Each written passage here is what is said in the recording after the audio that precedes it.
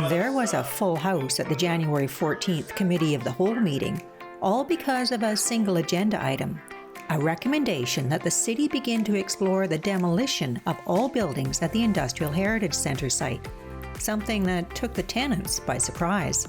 That was the frustrating part, that, we read these recommendations, but we didn't have any input into them.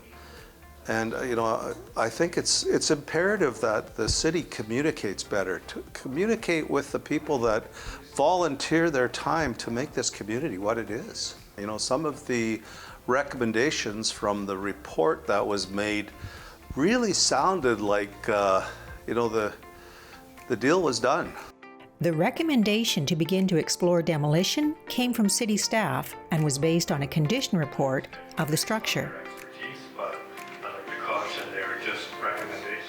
The report itself isn't finished, but staff wanted to come to council early and talk about what is needed in that. So what council has done is ask staff for more information on that, and at this point, we're going to have a nice get-together with Industrial Heritage Society, with the Sunshine Club, with the Curling Club, and the city coming together and working on it together to ensure that either we can save the building, we can do things cheaper. Again, those are just some of the options.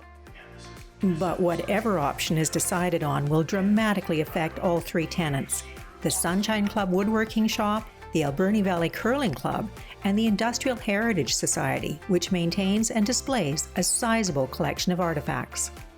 People have donated a lot of the equipment, and it's been donated under the auspices that it's going to be displayed to the public. Now, in order to get rid of the things, there's a process the museum has to go through. So it's not simple to get rid of some of the old vehicles and equipment that we have in the Heritage Centre. It is important to know that at this time, no decision has been made about any portion of the facility or its tenants. We're at step 1, and people are already thinking about step 10.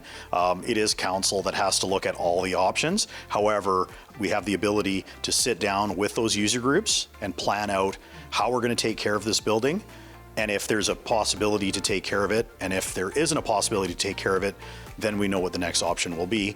But of course, we as a community need to exhaust all those options to ensure that the citizens get the right use out of the building. Some of the options might be to sell the building to someone who will take it over as a private business. Another option would be to give the building to them for $1 and see if the Industrial Heritage Society, Curling Club, and the Sunshine Club can take it on their own. We don't know that. If you don't remember your past, there's something really wrong with that. And we have a tremendous history, built around the forest industry and fishing. We got to kind of ensure that the youth of today know the history of Port Alberni and what a successful community it was and what a successful community it can be going into the future. The next City Council meeting will be held at 2 p.m. on Monday, January 27th. And although no final decision will be made on this topic, there will be discussions. All council meetings and committee of the whole meetings are archived on the City of Port Alberni Local Government YouTube channel.